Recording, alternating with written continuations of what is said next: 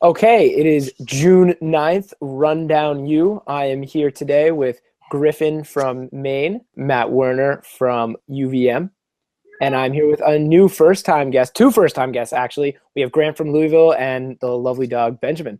All right, all right, let's get right into it. I love the use of the mic, man. It's professional. You're on a professional show, so you're being professional. I I appreciate feel it. like we're on the Tonight Show right now. Yeah, there we go. He's got the Johnny Carson mic. Yeah. All right, so let's get into our first topic. So third straight week, College World Series coming right back at you. We're on to the Super Regionals. So let's start out with Grant. Grant, Louisville's one of the top seeds in the tournament, and you have a rivalry week going, talking to Kentucky. So talk to me about that. It's a big one. I'm not going to lie. I'm not really worried about it either, though, because UK baseball is UK baseball and Louisville baseball is Louisville baseball. We're not worried. Right. You actually got to experience it firsthand as a Wake Forest fan, what we get to do over here at Louisville baseball. Yep. Louisville baseball their Wake is great this year, but Louisville's been amazing. That's right. We sold out, standing room only, in about an hour. That's incredible.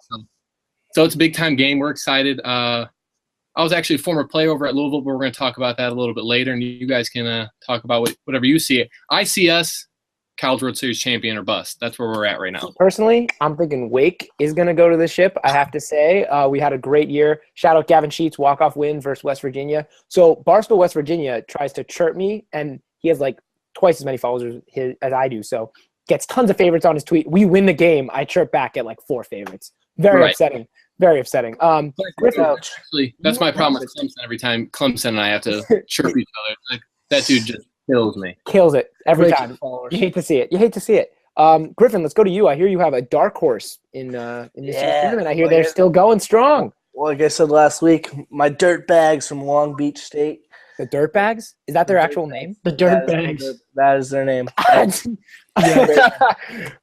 Beach State Dirtbags. That's ridiculous. They beat Texas. They're moving on to face Cal State Fullerton, their rivals. So, like I said last week, dark horse. I got no team in the fight.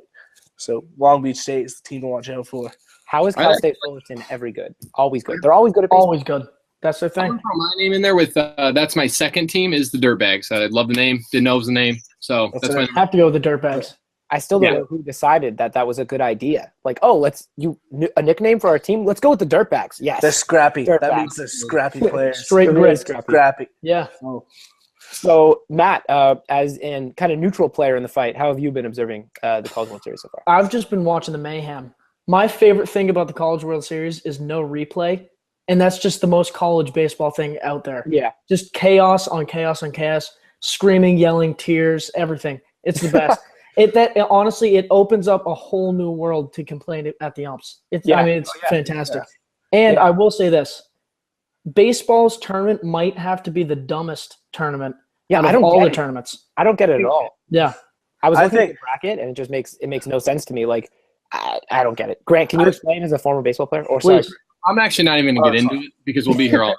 I think the College Softball World Series is going to be more exciting. Like, granted, that 5-hour game the other night with 500 pitches. It's over, but I still think that whole tournament was more exciting than this baseball tournament. Next year.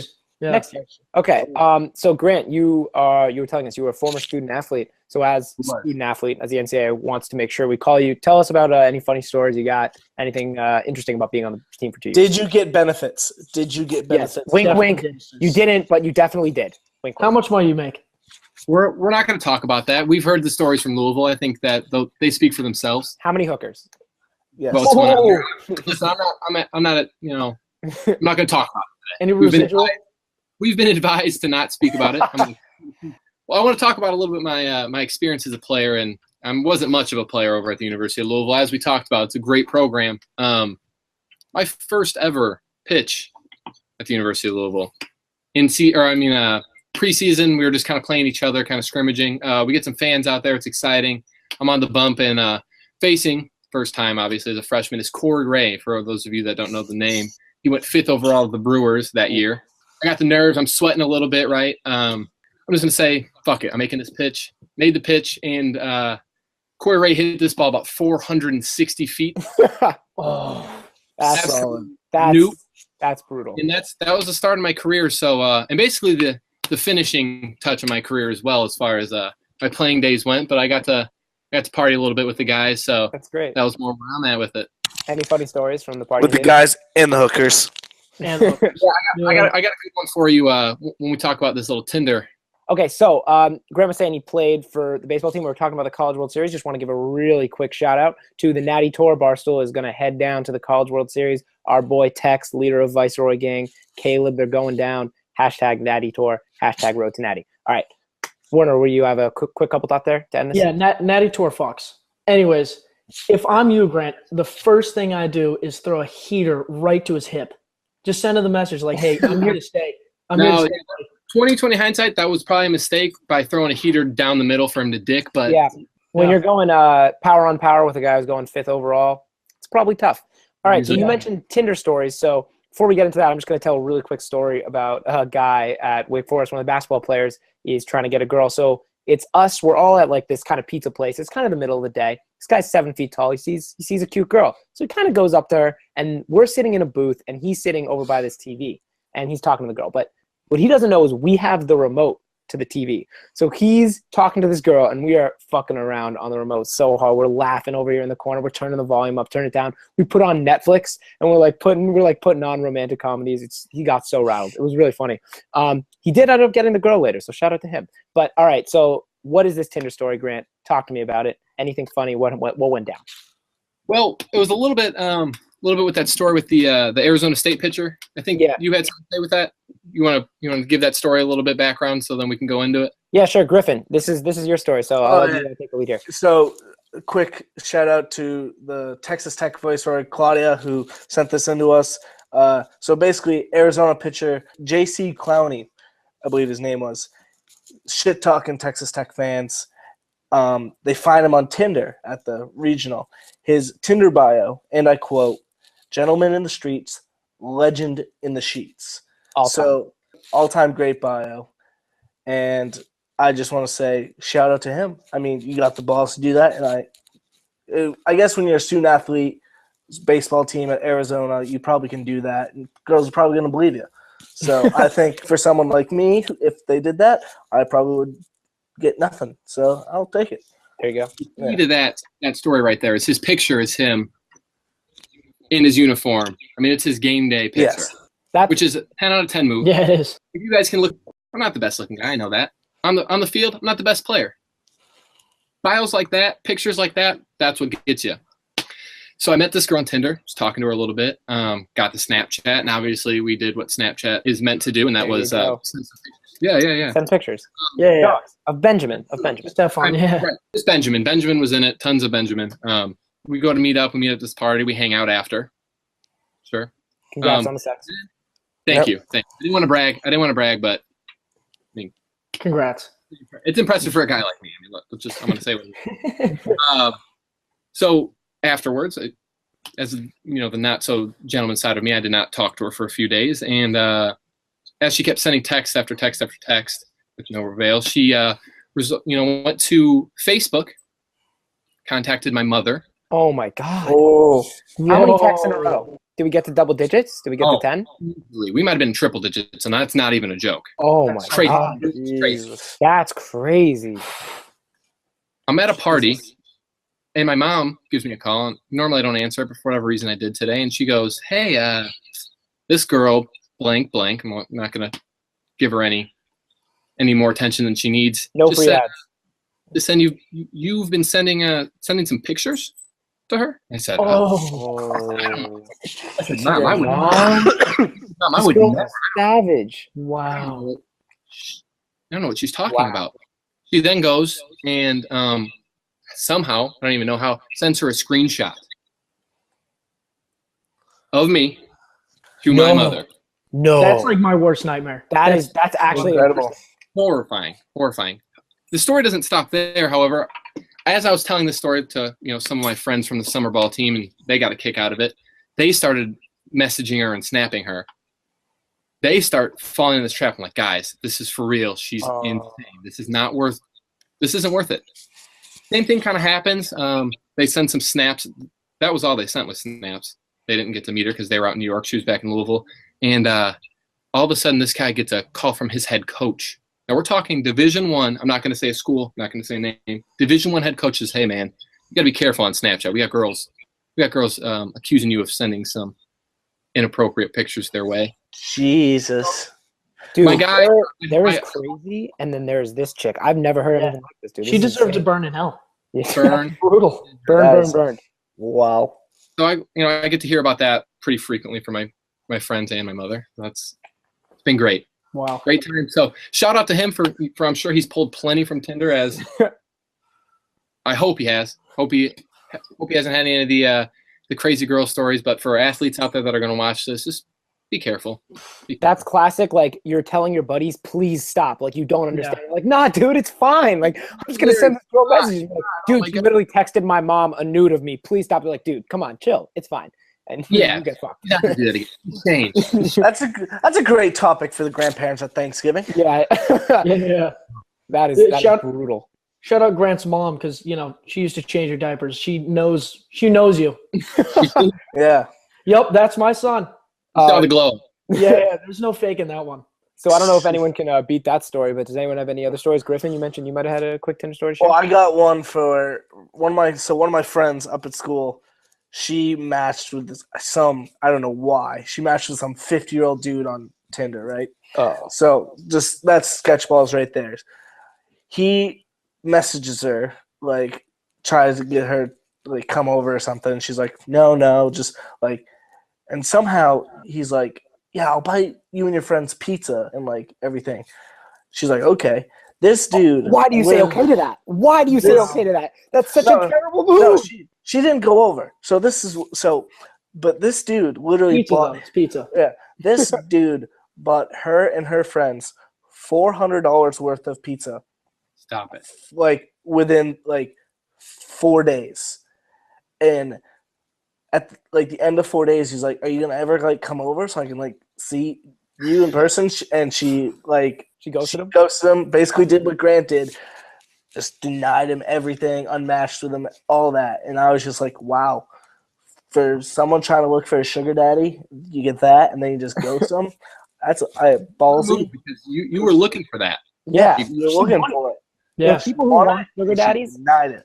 She wanted a sugar daddy. She did. That crazy person moved by the guy, man. What are you doing? Buy $400 worth of pizza? You got to be better. What are you doing? You got to be better than that. First of all, how are her and her friends eating $400 worth of pizza? That's what I want. Yeah, that's wild. That is crazy. I don't know how many. Yeah, that is Jesus. Fine for the guys that she's actually hanging out with. That's what's going on. Probably hanging out with the football team that she's hanging out with. Off them. Tinder's a wild ride, man. All right. Yeah, so let's go from one social media to another. We're transitioning from Tinder over here to Facebook. So this is an incredible story. 10 Harvard students, or prospective Harvard students, they're admitted to the school. They enter into a meme group chat called Harvard Memes for Horny Bourgeois Teens. The school finds out. Acceptance is gone. No longer in Harvard. You're part of horny meme groups. No longer in Harvard. Talk to me about this. Are you in a meme group? We'll start with you, Werner. Have you ever been in a meme group? Do you respect the move by the school? You know what? I feel like this always happens at these Ivy League schools. Any of our schools really just couldn't care about it. Yep. The answer to your first question, yes. I'm in like 15 of them. All right? They're just my everyday group chats. Yeah. The stuff that is said in those things and can be leaked on the internet could like kill me. I was about to say, I think everybody has those groups that you're like, yeah, if this was made public, I'm ruined, and that's the end of my life. They're just normal dudes, They're just guys being dudes. That's what. It's just some locker room talk. All these group chats are just straight locker room talk. It's the name. I will say though, the name, that's just weird. All right, that's just the classic. Like, hey, I'm gonna go to Harvard. Like that's weird. Yeah. Every year you see something just with a weird Harvard tweak to it. Like last year was a soccer team and all that stuff. So. Oh yeah, that was bad. That was bad. I kind of think that kind of says something about our generation, that everybody has a meme group like this. Like, yeah, I have like 10 meme groups where we just do things that I would never want anyone else to see. No. I want to take over here. We all have these meme groups, correct? Yes. Yeah. And I, for one, am not the moral police. I go to the University of Louisville. You heard my story. You've heard Louisville sex scandals, so I'm not one to judge. However, if you're in a, what do they call it? A dark splinter meme group. A what? They said they called it a dark splinter meme group. Separate group, they called it. This is going far beyond my meme knowledge. Yeah, same. Period. I don't want you around. You're a weirdo. Yeah, get off. Definitely weirdo. That's all. That's all I have to say. If we got into Harvard, we can still have fun. Maybe not some racist, anti-Semitic, pedophilia fun. Maybe. Let's lay off the horny. Like, you're too horny. Like, stop being so horny. Stop being so bourgeois, and just JJO and get it out. JJO. Yeah. Like I said, we all have the meme groups. Just don't be the weird Harvard horny bourgeois meme people. That's weird. And I think that's the show. After show, Grant, you had a fun time. This is your first time getting on the show. Talk to me about that real quick. Yeah, it was pretty cool. I've been watching you guys. You've been killing it. So congrats on that. I showed up a little late. You guys been waiting on me for who knows how long. I was working. Took a little bit longer, and then on my way speeding here, I got pulled over. Oh, that's always exciting. That's exciting. Usually, it was just trying to throw out the Barstool card. I don't even know why I did that. It was I was actually like, oh, I work for this company, Barstool Sports. I don't know if you ever heard of them. He was like, nope. Oh, that's awesome. Hard no. Just give me my ticket, man. I gotta get one. Did you get a ticket? Yeah. Oh yeah. And we now welcome on live from New York, Tyler O'Day. He just finished his first week of work at Barstool Inc. So come on, discuss it with us. Discuss it with your former Viceroy gang here. So week one was a blast, honestly. There's just, the amount of work and attention that goes into all the projects that are being pumped out at all time is, it's really impressive. And people may get the wrong idea and think, that it's just kind of a lackadaisical environment. And don't get me wrong, it's not a Wall Street firm, and you're not being screamed at for results, but people are working day in and day out in that place, and doing some of the smartest and most interesting and innovative things, really, that you see in the market now. And it's just a pleasure and an honor to be a part of the company. What was your best moment? What do you think was the coolest moment, or just your favorite moment of the first week? Honestly, just really seeing and being able to observe just how everyone interacts with each other, because everyone sees the on-camera stuff, but seeing the work that goes into the rundown every day, and the videos that are posted, and really how and just really learning about social media strategy and being a part of that is really just kind of it's just a great experience overall. Were you involved in a Pistachio Gate, or was that only Quigs? No, thankfully, I was nowhere near Pistachio Gate. But that being said, I do think, when someone asks for no flavors, is salt a flavor? Personally, I don't think salt is a flavor, so I would have gotten salt. Salt's not a flavor. No, salt's not a flavor. Basically, you have to go off the Lay's potato chip scale, and original is salted, so original is the base, and then everything else is a flavor. Yeah. You get to sea salt, though. Sea salt's different. Totally different. That can be considered a flavor. Sea salt is in its complete own league. It is. Sea salt and vinegar are the best chips out there, period. No questions asked. Ooh. So what's up with you? What's up with you wearing suits every day? Yeah. I want to. Why are you wearing? You got called out. Is this a long-term thing or just a new guy thing? It is planned to be every day, but it's supposed to be 92 degrees next week, so there's a 0% chance that I will be in New York City in a suit. I love, being dressed. Personally, I think New York City is the type of city where you should be dressing up and, being a part of the metropolitan lifestyle. But at the same time, I'm not going to have heat stroke on Fifth Avenue on the way to work. Yeah, it was brutal. When I went in for my internship with PMT, they said dress for a casual wedding, so I had like a suit jacket and a collared shirt, and it was like 95, and I was dying. It was brutal. Pray for you, Bell. Pray for me. Hey, I survived. Bell strong. Jesus. All right. Thank you, Tyler, for joining us, and I think that's the show. Good show, guys.